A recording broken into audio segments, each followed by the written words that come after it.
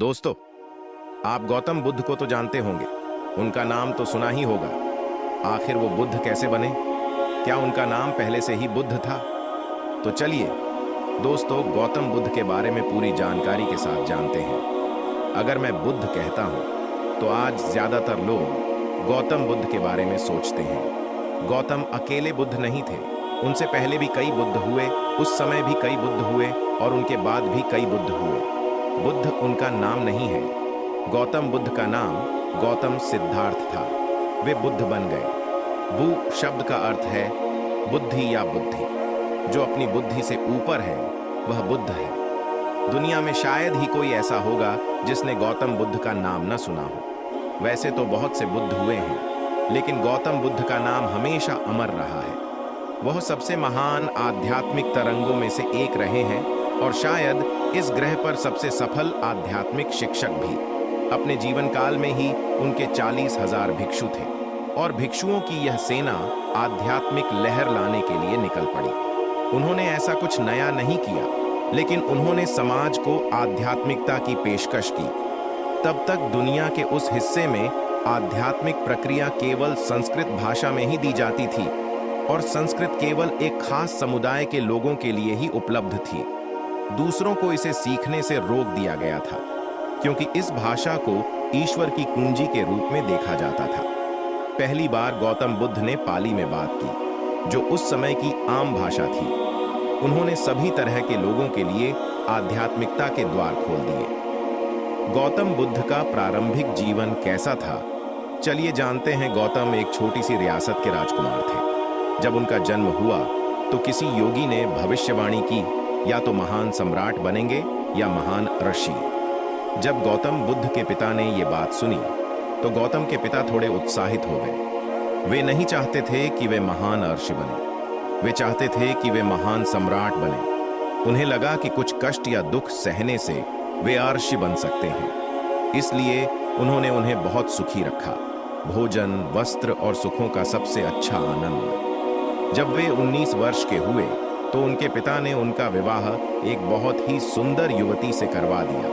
उन्हें एक महल में रखा जो बाकी समाज से अलग था, जहां वे सुख में रहते थे और कभी किसी तरह के दुख में नहीं पड़ते थे। एक दिन गौतम ने सोचा कि वे बस शहर से होकर ही निकलेंगे, इसलिए उन्होंने अपने सारथी से उन्हें पार ले जाने के लिए कहा। जब वे जा रहे थे तो उन्होंने एक बूढ़े व्यक्ति को देखा।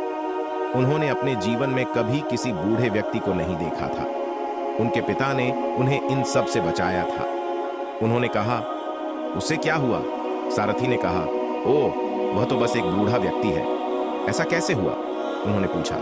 उसने कहा, हर कोई कभी ना कभी बूढ़ा हो जाता है। उसने खुद को देखा, वह एक अच्छा युवा था। क्या मैं भी? उसने कहा, हाँ, हर कोई बूढ़ा हो जाता है। अगर वे लंबे समय तक जीवित रहते हैं तो वे बूढ़े हो जाते हैं। यह उसके लिए एक एहसास था कि मैं भी ऐसा ही बन जाऊंगा। फिर उसने सड़क पर एक आदमी को देखा जो किसी बीमारी से पीड़ित था, उठ नहीं पा रहा था और बहुत तकलीफ में था। उसने कहा, रुको, यह आदमी क्या है? वह क्या कर रहा है? उसने कहा, ओह, वह दुर्भाग्य से बीमार है। इसका क्या मतलब है? उसने कहा, शरीर कभी कभी बीमार हो जाता है। यह किसी को भी हो सकता है। मैं एक राजकुमार, ये मेरे साथ हो सकता है, यह किसी के साथ भी हो सकता है। फिर उसने देखा, ओह, मैं भी ऐसा ही बन सकता हूं। वह इससे पूरी तरह परेशान हो गया। फिर वे आगे बढ़े और उसने एक अंतिम संस्कार देखा। वे एक आदमी का शव ले जा रहे थे। उस आदमी को क्या हुआ? ओह, वह अभी अभी मरा है, बस। इसका क्या मतलब है? यह बिना किसी अपवाद के सभी के साथ होता है। फिर उसने कहा, मैं क्या कर रहा हूं? सिर्फ खाना, मौज मस्ती और बकवास। मैं अपने साथ क्या कर रहा हूं? वह अपने भीतर उथल पुथल में चला गया। अचानक राजकुमार होना और इस महल के सुख उसके लिए टूट गए। वह सोचने लगा, इस सब का क्या मतलब है? यह शरीर बूढ़ा होने वाला है, यह बीमार हो सकता है और यह निश्चित रूप से मर जाएगा। मैं अपना पूरा जीवन इसमें क्यों लगा रहा हूं? लेकिन तब तक उसके पास एक शिशु लड़का था। वह अपनी प्यारी पत्नी और इस प्यारे छोटे बच्चे को नहीं छोड़ सकता था। वह संघर्ष करता रहा और संघर्ष करता रहा। तब तक 1 सवा साल से थोड़ा ज्यादा समय बीत चुका था। जब छोटा लड़का 1.5 साल का हुआ तो वह और नहीं सह सका।